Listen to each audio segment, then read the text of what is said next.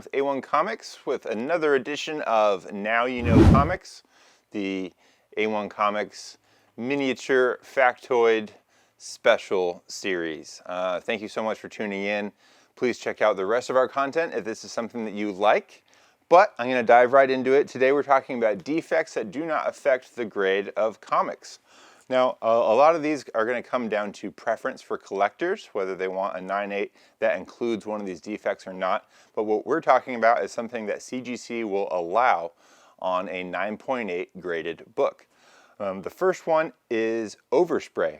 This is very common in 70s, 80s, even early 90s comic books where they would use a certain color and spray over the top of books. It was something they used to mark them while they were being printed and distributed, and sometimes that can actually bleed down on the front of the cover.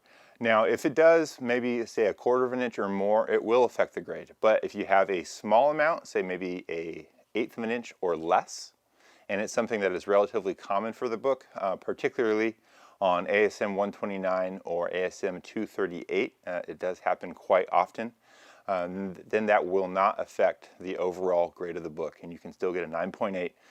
Preferably with an 1/8 of an inch or less. The next defect that's very common, that some people like, some people don't like, are date stamps.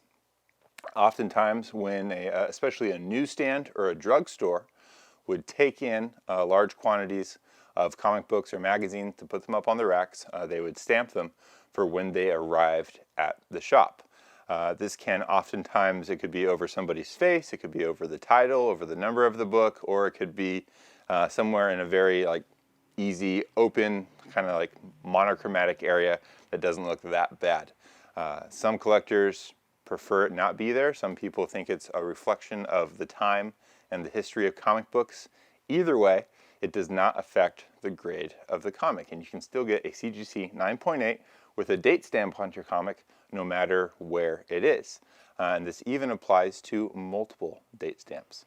But just be aware, just because you're okay with it or you're not okay with it doesn't mean your fellow collector feels the same way. So it may in fact affect sellability, but not the grade.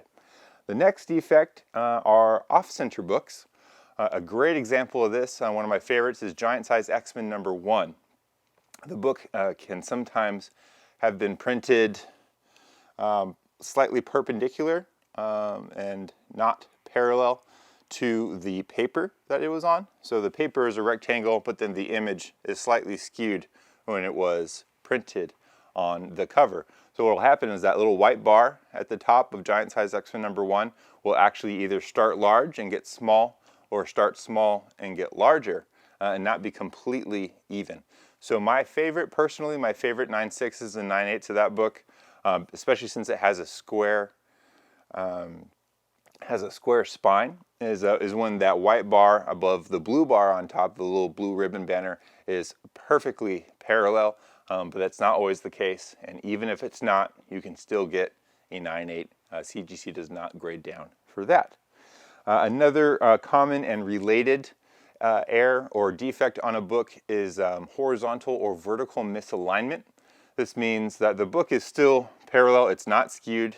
It's squared up when it was printed on the paper it's on, but it was either skewed upwards or left or right. If it was skewed upwards, as is very common with X-Men 266, part of the title on top can actually be cut off, and what was intended to be the image on the cover is not completely there. That does not affect the grade of the book, also because it is a common error for that particular issue. And again, a book can be horizontally skewed as well, so you might see part of the back cover on the front near the spine, or part of the front cover on the back near the spine. But it's not to be confused with a spine roll, because if a book is spine rolled, you're going to have the right-hand edge covers won't line up perfectly, and that will affect the grade. But if those are lined up and just the misalignment pushes either the front or the back cover to be on the opposite side and it's still stapled correctly, that does not affect the grade of the book. Another thing that I just touched on that I want to elaborate a little bit more on is print run errors. So a good example of this is ASM 361 has two little clip marks at the bottom on most of the issues that were printed. Since it's so common for that specific issue that does not affect the grade of the book, maybe if you were looking for like a 9.9 or a 10, it would. But as far as a 9.8 copy goes, it's more than okay. It's always allowed to have these two little clipping chips at the bottom of the front cover because it's on almost all of the books. Another common error is on ASM 300. It's a popular book. It was often cut with a very dull blade along the right-hand edge of the cover, so there's chattering. It's almost like a little back and forth zigzag on the cut instead of it being straight up and down. That also does not affect the grade because it is so common with that particular issue. So it's something that takes a little bit more experience and I guess repetition and volume in the comic book world to know which issues have what errors. It's hard to find all that information in one place, but if you know a CGC grader or somebody who has been working in the industry for a very long time, they are a great person to ask to just kind of pick their brain on what else is out there for certain issues, especially key issues that are common errors that do not affect the grade. Another error that is passable and even adds value as opposed to not just neutral, but can particularly or potentially add value to books are pedigree marks. Now these are marks that are consistent with an entire collection that was bought by the original owner of the group. You have a Mile High, River City, Okajima, Central Valley. There's a great website for that. I believe it's called comicbookpedigrees.com. We'll tell you all about it. But if you have one of these books, they often have marks, whether it's dates, signatures of the owner, or a grease mark from the liquor store or newsstand that they were all bought from that's more or less consistent with the entire collection. Usually signifying a group of books that has a particularly high grade as well. This adds to their collectability, and they can often be sold for premiums above the same grade counterpart. So if it's like a regular 9.8, but then you have the Savannah Pedigree 9.8, that can go for 125, 150% of market just because everybody knows it's that book from that collection. I would say the most famous pedigree is Mile High. Now, there's one more common error, especially on modern books, and when I say modern, I mean books from the 80s and after, is color saturation. Secret Wars 8 could be orange in the background, could be red. New Mutants 87, same thing, orange or red.